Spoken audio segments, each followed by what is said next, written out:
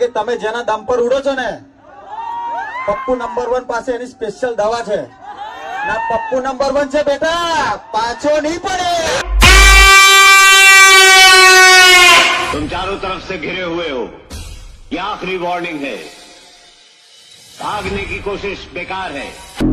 અમારું વીએસઆર વાગે તમને નહીં ગમતું, તમને બોડી ચડે.